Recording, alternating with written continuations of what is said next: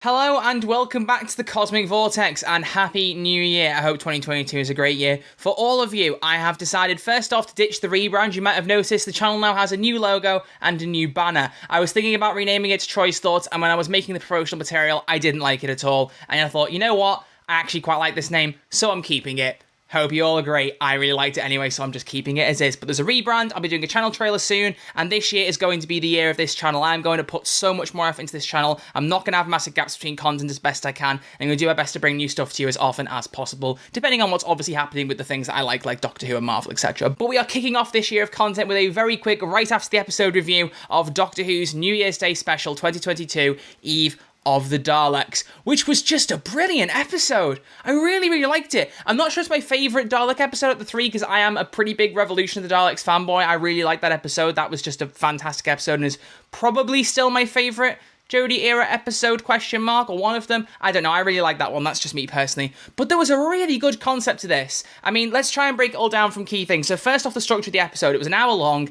and I think they handled the time loop thing really well. They hit the ground running with it. There wasn't really too much filler before or at the end of it. It used the time rightly with the time loop, and it was quite a cool concept. You know, it's not a concept that's new and original with Doctor Who. There are tons of films and TV shows that have used the Groundhog Day concept before. I mean, the term Groundhog Day literally telling you one of them. But it was just a nice way of executing it. You know, you have the time loop, it's getting smaller every time you die, and it's interesting actually seeing the Daleks win, in a certain sense, actually killing the Doctor, even though it wasn't permanent, but getting to see that happen, and see the Doctor's reaction to it, and then trying to adapt to all of that, and just seeing the story that built out of it was actually really good. The supporting characters, I really liked. I liked both of the supporting characters. Ailing B, I think that's how you say her name, her character, she was fantastic. She was the standout supporting character for me in this episode. She was absolutely brilliant. I really liked her, and I also loved Dan, for a scene in particular that we will get to shortly, because oh wow, that was a big thing that happening, but we'll get there in a moment, don't worry. I really just liked the episode. I think it was a very strong episode.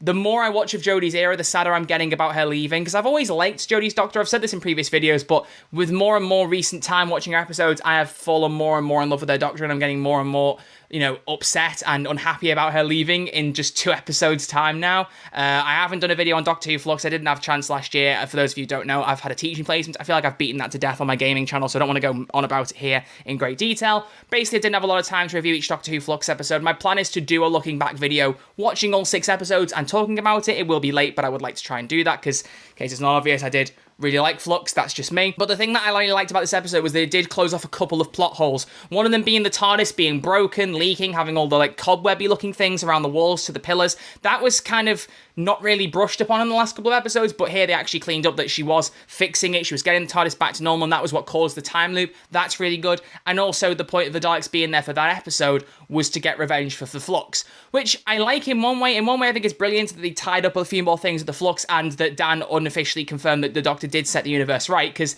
the only issue I really mainly had with that finale was that they didn't actually confirm that Jodie, or the 13th Doctor, had undone the Flux. That wasn't actually explicitly said. We just all kind of assumed that that's what she'd done. Just seeing those plot holes filled was really good, but there is a part of me that's a little bit sad that it wasn't a full Dalek trilogy, because obviously Resolution applied then into Revolution, and I kind of hope that something to do with the Revolution would tie into that. I thought, you know, they could even like a throwaway line where they say we're getting revenge on you for the Flux, and also shrinking a bunch of Daleks in that other TARDIS. Just a little tagline would have been really good, just to make it a proper trilogy. It doesn't feel like a trilogy now, but it was still a really good episode. I like the premise. The Daleks are really cool. The Gatling gun on the Dalek was so good, even though it had full stormtrooper aim. I don't know what was going on there and why it was so bad, but it was honestly a really strong episode. I had a really good time with it. So as a general thing, as a general first impression, that was really good. As I said, characters, Ailing B, she was the standout for a supporting character. I really liked Nick, but I can't remember what Ailing B's character's name is. It's completely escaped my mind. I'm very sorry, but she was brilliant. Just seeing them have the argument and that turning into them actually being like, you know what,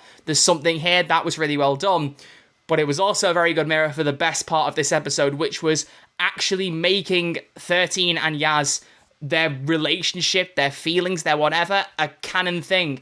Did not expect that going into this episode. There's obviously been like little hints of it here and there. The Yaz might be a bit too attached to 13, and there were certain like little whispers in, I think, Series 12 in particular, but Flux, there was obviously the hologram that she was constantly playing over and over again. I think Dan had noticed that, and we were thinking, And then in the final episode, The Vanquishers, that moment between them that Dan interrupted, everyone was looking at her thinking, were they going to kiss? It seemed like they were going to kiss.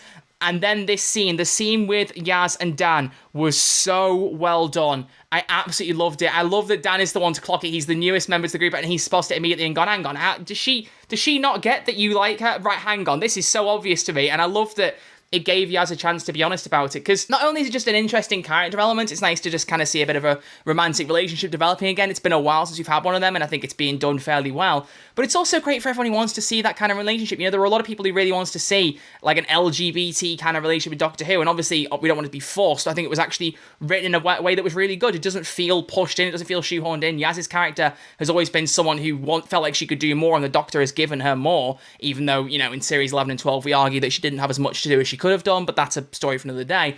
But it would make sense that she owes a lot to the Doctor and would develop these feelings for her, and I'm glad that they are properly going in there, because I thought after the kiss they might kind of bury it for a little bit, and it might kind of come out in the final episode as 13 regenerates, and it would have been a bit ham-fisted. I'm glad they've mentioned it now and had a bit of a talk about it, because that leaves the option for in the next episode, the Legend of the Sea Devils, or for whatever happens in the last episode, one or the other at the very least, we're going to get more information on that. I think they might leave it pretty calm for the Sea Devils episode. I don't really think they'll go into it too much, but I think for the finale, at least they will have laid that groundwork now, especially to look at the end with the fireworks. We're really starting to go somewhere, and I like that a lot. I really do. To get back on topic, seriously though, that scene between Yaz and Dan was very well written. I love John Bishop. I've said this from the start. I loved seeing him. I met him on set when he was filming for Doctor Who. I did a video on that at the time. That was brilliant. But Dan has quickly become one of my favourite characters in Doctor Who. He's a brilliant companion. He's funny. He's actually an interesting character, and he just gets on well with the Doctor and with Yaz. I like how well he's fit in with the group. And then him to hint at 13. I was a bit worried he was going to set them up completely, because I do want a bit of the dialogue to still be between 13 and Yaz, of them actually confessing the feelings, rather than Dan being the one to say to both of them, you like each other,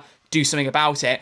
You know, they're kind of hinting at Dan's trying to push him in the right way, and I like that, because it makes it a cool character, because obviously if there is these feelings between Yaz and 13, you don't want Dan to then feel like a third wheel, to feel a bit out of place and like he's just there for the sake of it. I like that he's aware of the feelings and he's actively encouraging it, rather than just being like the guy going, what am I meant to do here? I don't have feelings for the Doctor and I'm just watching this happen. I like that he's pushing it, and that scene was really, really good. I want to watch that a couple of times over again and properly, like, it was just really good. Mandip did it brilliantly. Her crying at the end of it really got me. That was quite good as well. But just, that was a fantastic scene, and I thoroughly enjoyed it. But the scene between Dan and the Dalek, where he was distracting him, that was brilliant. That was proper Doctor Who, like, comic distraction, trying to talk to the Dalek as if he was working in the storage unit. Dan did that brilliantly. John Bishop is just doing a fantastic job. You know, they say that the comedians are often the better companions in Doctor Who. Catherine Tate proved that with Donna, and it's showing again with him. Like I said, I am loving Dan Lewis. I'm loving John Bishop, and it's going to make me really sad that he's not even going to have been in 10 episodes by the end of his run. He will only have been in 9 episodes. I really liked that scene. I love that they're building up that story, and I'm hoping that they do well with that in the next couple of episodes, although, like I said, I have a sneaking suspicion it will mainly be in the last episode rather than the Sea Devils episode, but, you know, it's neither here nor there. We've got some time with it, more than I expected, which is good. The characters are really good. I like the Daleks in this. I liked that it was a follow-on to Flux for answering a few of the questions that were left over from it. That was really good.